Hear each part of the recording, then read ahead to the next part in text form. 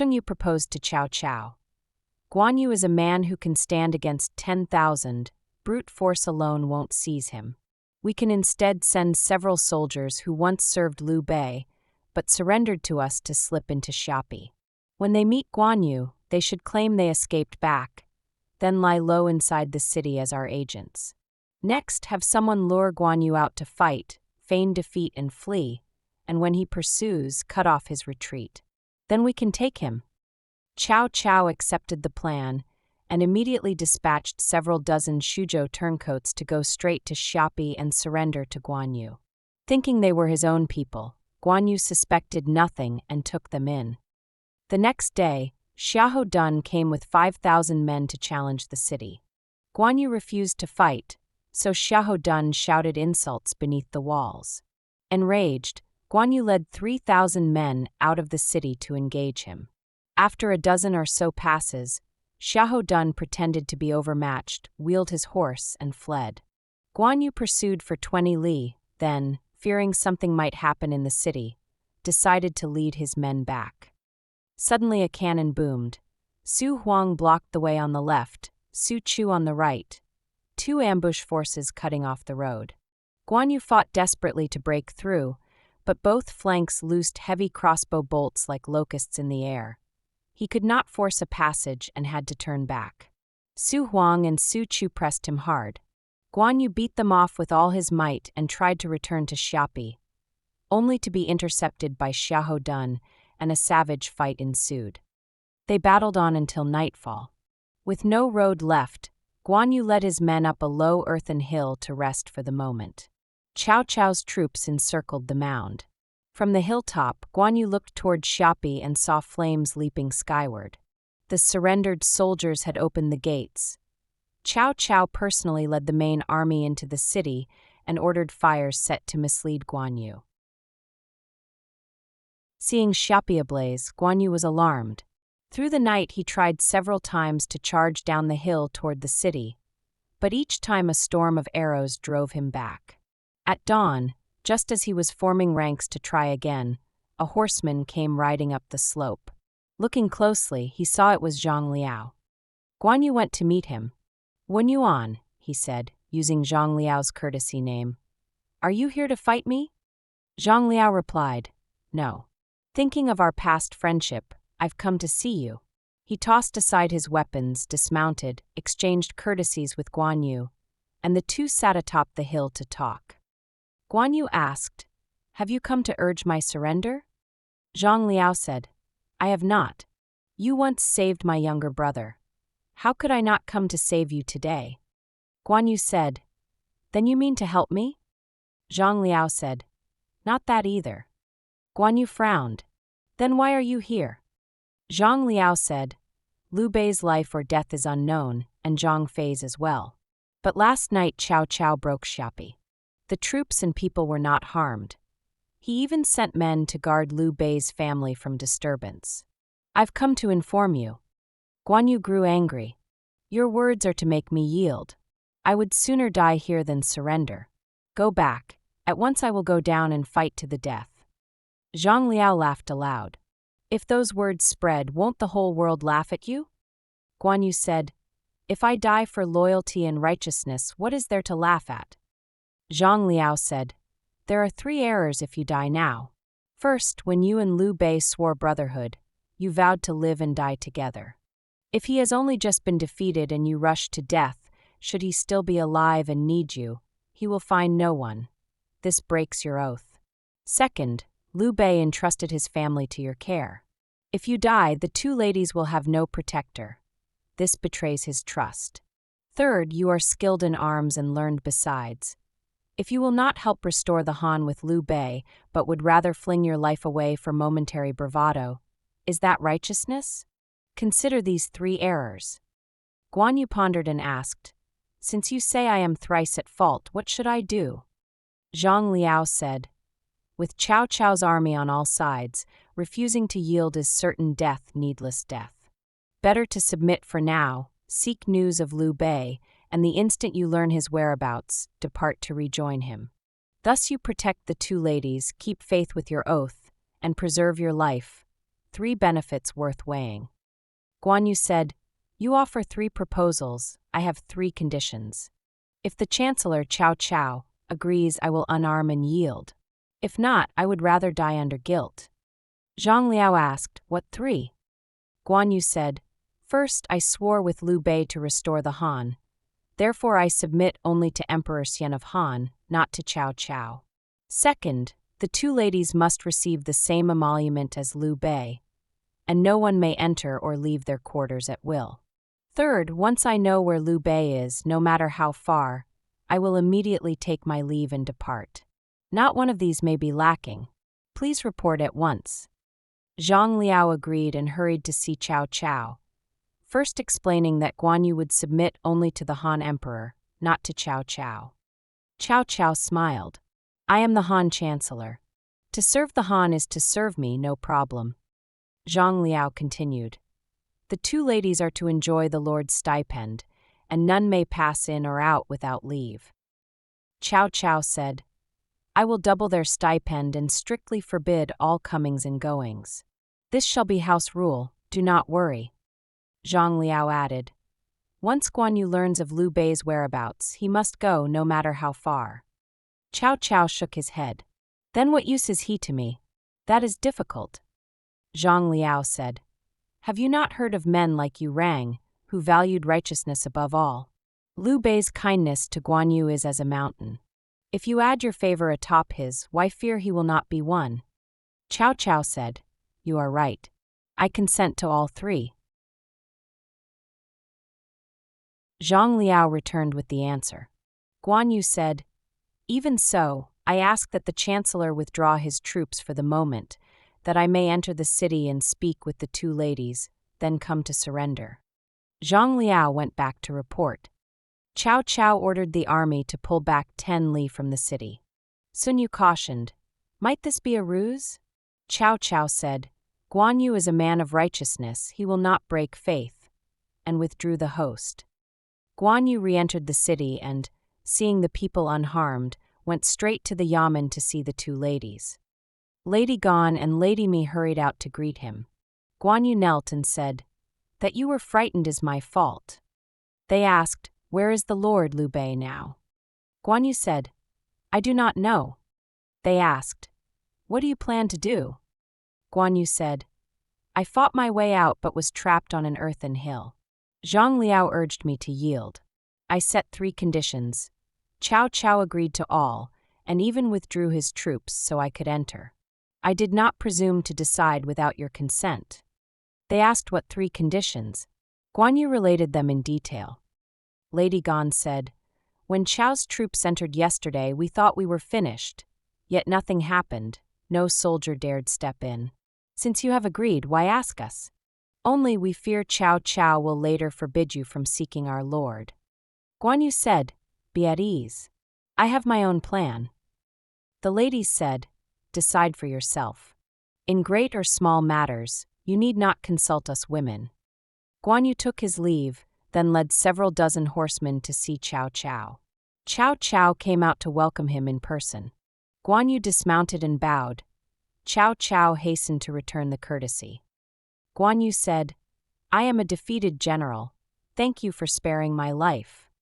Cao Cao said, "I have long admired your loyalty and righteousness. To see you today fulfills a wish." Guan Yu said, "Zhang Liao has already reported my 3 conditions. Since the Chancellor has agreed, I hope there will be no repentance." Cao Cao said, "My word is my bond. How could I break faith?" Guan Yu said, "Once I learn my elder brother's whereabouts, I will go through fire and water to reach him. If at that time I fail to bid farewell, I beg your pardon." Cao Cao said, "If Liu Bei lives, he will surely go with you. I only fear he is already lost in war. Do not be hasty, let me make inquiries." Guan Yu gave thanks. Cao Cao held a banquet. The next day they returned to Xuchang. Guan Yu prepared carriage and horses, invited the 2 ladies to ride, and personally guarded them. On the road, Cao Cao deliberately arranged that Guan Yu share a room with the ladies to test him. Guan Yu lit a lamp and stood outside the door from night to dawn without complaint. Seeing this, Cao Cao esteemed him even more. One day, seeing that Guan Yu's green brocade battle robe was worn, Cao Cao had his measurements taken and made a new one for him. Guan Yu received it and wore it underneath, keeping the old robe on top. Cao Cao laughed. "Why so frugal?" Guan Yu said, "Not frugality. This old robe was given by Lord Lu. Wearing it is as if seeing my elder brother. I dare not, for the Chancellor's new gift, forget my brother's former kindness. Therefore I keep the old robe outside." Cao Cao sighed. Truly a man of righteousness, though inwardly displeased. Another day a report came. "The two ladies in the inner court have fallen weeping to the ground. General, please come." Guan Yu straightened his clothes and knelt outside the inner gate, asking the cause. Lady Gan said, "Last night I dreamed the Lord trapped in a pit. I spoke with Lady Mi after waking. We fear he is dead. Therefore we wept." Guan Yu said, "Dreams are not to be believed. It is longing that has made you ill. Please do not grieve." As he spoke, Cao Cao sent to invite Guan Yu to a banquet. Guan Yu took leave of the ladies and went. Cao Cao, seeing tear tracks on his face, asked why. Guan Yu said, "The ladies sorrow for their lord. I could not help but feel it too." Cao Cao comforted him with a smile and urged wine on him. Guan Yu grew drunk, stroked his beard, and said, "In this life I have failed to repay the state and have deserted my elder brother. What is the point of living?" Cao Cao asked, "How many hairs are in your beard?" Guan Yu said, "Several hundred, perhaps. Each autumn a few fall. In winter I keep them in a black gauze pouch, lest they break." Cao Cao had a brocade pouch made for his beard. The next morning at court, Emperor Xian saw the pouch at Guan Yu's chest and asked about it. Guan Yu said, "My beard is long. The Chancellor gave me a pouch to hold it." The emperor asked him to lower his beard. Seeing it reached past his belly, he exclaimed, "A truly beautiful beard." From then on, people called Guan Yu the beautiful bearded lord. On another day, as Cao Cao escorted Guan Yu out after a banquet, he noticed Guan Yu's horse was thin. "Why is your horse so lean?" Guan Yu said, "I am heavy, it cannot carry me well, so it is thin." Cao Cao had brought a horse, red from head to hoof like glowing coal, magnificent beyond compare. Pointing, he asked, "Do you know this horse?" Guan Yu said, "Is it Lu Bu's red hair?" Cao Cao said, "It is," and gifted it to Guan Yu. Guan Yu bowed twice in thanks. Cao Cao was displeased. "I have given you beauties and treasures, yet you did not bow.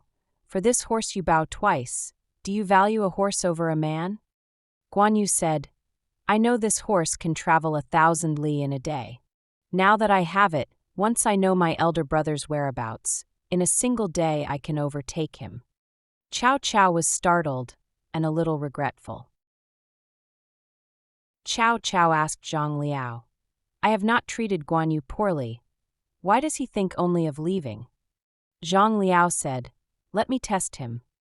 The next day he visited Guan Yu, saluted, and said, "I recommended you to the Chancellor. Have you been treated unfairly?" Guan Yu said, "I am deeply grateful for the Chancellor's favor. Yet though my body is here, my heart is with the Lord Liu Bei.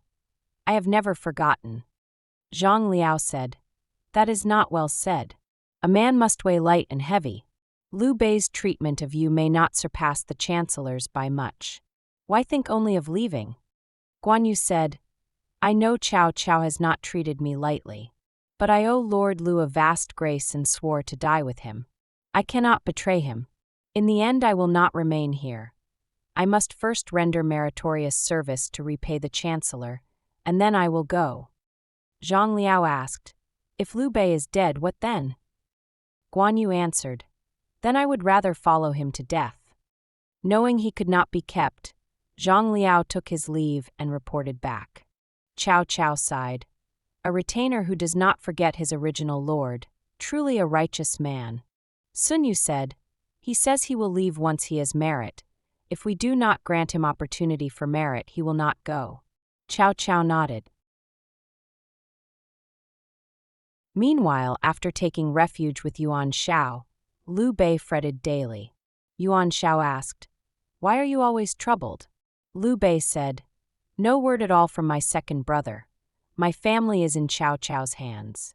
I cannot serve the state above, nor protect my home below. How can I not worry?" Yuan Shao said, "I have long intended to send troops against Cao Cao. Now that spring is warm, it is a fine time to march." He began to plan a punitive expedition. Tianfeng remonstrated. When Cao Cao attacked Shuzhou, Xucheng was empty. That was the time to strike. Now that Shuzhou has fallen, Cao Cao's momentum is high. Do not underestimate him. Better to watch and wait for an opening. Yuan Shao said, "Let me consider," then asked Liu Bei. "Tianfeng urges me to hold fast. What do you think?" Liu Bei said, "Cao Cao is a traitor who deceives the sovereign. If you do not punish him, I fear you will forfeit the righteous cause under heaven." Yuan Shao said, "You are right," and resolved to march. Tianfeng pleaded again and again. Yuan Shao grew angry. "You men only wag your tongues and would have me lose the great cause." Tianfeng knocked his head to the floor. "If you do not heed me, this expedition will surely go ill." Yuan Shao, enraged, wanted him killed. Liu Bei pleaded earnestly, and one only that Tianfeng be imprisoned. Seeing Tianfeng cast into jail, Zhu Shou gathered his clan, scattered his wealth, and took his leave. Following Yuan Shao to war, if we win, power without limit, if we lose, likely our lives. All wept as they saw him off. Yuan Shao appointed the general Yanliang vanguard to attack Baima. Zhu Shou remonstrated. "Yanliang is narrow of heart. Though brave, he should not bear a great charge alone." Yuan Shao said, "My great generals are not for you to rate." The host marched to Liang. The East Commandery Administrator Liu Yan urgently reported to Xucheng. Cao Cao hastily convened a war council. Hearing the news, Guan Yu entered the chancellor's residence. "I hear you are taking the field. I volunteer as vanguard." Cao Cao said, "I will not presume on you yet. When there is something, I will call." Guan Yu withdrew. Cao Cao led 150,000 men in 3 columns. Another urgent message came from Liu Yan, and Cao Cao himself led 50,000 to Baima and camped by an earthen hill. Gazing over the plain, he saw Yanliang's 100,000 drawn up in strict array. Astonished, Cao Cao turned to Song Xian, a former Lu Bu general. "I hear you were a fierce fighter under Lu Bu. Go challenge Yanliang." Song Xian accepted and rode forth. Yanliang, blade across his saddle, waited before his lines. Seeing Song Xian approach, he shouted and charged. Within a few passes, he struck Song Xian down with a single cut. "A true champion," Cao Cao exclaimed. Wei Su asked leave to avenge his comrade. Cao Cao consented. Wei Su rode out, and was likewise hewn down in one stroke. Cao Cao asked, "Who else dares go?" Su Huang answered and fought Yanliang for 20 bouts before withdrawing in defeat. Cao Cao's soldiers were shaken. He ordered a retreat, and Yanliang also drew back to camp. Having lost 2 generals, Cao Cao brooded. Cheng Yu said, "There is but one man who can match Yanliang." "Who?" asked Cao Cao. "None but Guan Yu." Cao Cao hesitated. "I fear that if he merits success, he will depart." Cheng Yu said, "If Liu Bei lives, he will have sought refuge with Yuan Shao. If Guan Yu strikes a blow that hurts Yuan's army, Yuan will suspect Liu Bei and may even kill him. Should Liu Bei die, where then can Guan Yu go?" Delighted, Cao Cao sent for Guan Yu. Guan Yu first went to the ladies. They said, "Go, perhaps you can learn news of the Lord." Guan Yu agreed, took his green dragon crescent blade and the red hair, and with a few attendants rode straight to Baima to see Cao Cao. Cao Cao said, "Yanliang has cut down 2 of my captains and is unstoppable. I have invited you to discuss a plan." Guan Yu said, "Let me observe." As they dined, word came that Yanliang sought battle. Cao Cao brought Guan Yu up the hill to watch the array. Pointing to the colorful banners and well-equipped lines, he said, "The men and horses of Hebei are truly imposing." Guan Yu said, "I see only barnyard fowl and stray dogs." Cao Cao pointed again. The one in the rusty robe, golden armor, holding a blade astride his horse, that is Yan Liang. Guan Yu glanced once. He looks to me like a placard hung out to sell his head. Do not underestimate him, said Cao Cao. Guan Yu rose. Though I am unworthy, allow me to take his head amid 10,000 and present it to you. Zhang Liao said, There is no jesting in the ranks, Brother Yunchang. Do not speak lightly. Guan Yu mounted, gripped the green dragon blade reversed, and drove straight into the enemy. The Hebei soldiers parted like a flood before him. He went straight for Yan Liang. Before Yan Liang could react, Guan Yu was upon him. With one stroke he hewed him down. He dismounted, cut off Yan Liang's head, slung it to his saddle, and burst back out through the encirclement. None dared block him. Chao's troops pressed the advantage. The Hebei lines fell into chaos, leaving great heaps of dead and mountains of captured horses and gear. Back on the heights, the generals crowded to offer congratulations. Guan Yu presented the head to Cao Cao. Cao Cao said, General, you are a divine man. The routed troops met Yuan Shao on the road and reported that a ruddy-faced, long-bearded warrior had single-handedly cut down Yan Liang, and thus they broke. Who is this man? Yuan Shao cried. Zhu Shou said, It must be Liu Bei's brother Guan Yu. Yuan Shao flew into a rage, pointed at Liu Bei, and said, Your brother slew my favorite general. Surely you conspired with him. Why should I keep you? He ordered the executioners to drag Liu Bei out. Summary. This chapter tells how Guan Yu, besieged near Xiapi, was urged by Zhang Liao to yield. Guan Yu set 3 conditions and temporarily submitted to Cao Cao, yet never ceased to think of Liu Bei. Though Cao Cao heaped favors on him, Guan Yu showed loyalty at every turn and never forgot his elder brother. Later, when war broke out between Cao Cao and Yuan Shao, Guan Yu volunteered and cut down the fierce general Yan Liang, winning great merit. Yuan Shao, enraged, suspected Liu Bei of collusion with Guan Yu and moved to kill him. The story displays Guan Yu's unwavering loyalty. For all Cao Cao's attempts to win him over, his heart could not be swayed. Knowledge points. 1. In the novel, Guan Yu openly sets out 3 terms with Cao Cao, but in the official history, records of the 3 kingdoms, this dramatic 3 vows scene does not appear. 2. In the novel, Guan Yu kills Yan Liang in a single stroke and later slays Wen Chou, earning the aura of a one-man army. In the historical record, Yan Liang is said to have been killed in action by the joint efforts of Zhang Liao and Guan Yu, not by Guan Yu alone. As for Wen Chou, the histories do not credit Guan Yu personally with the kill.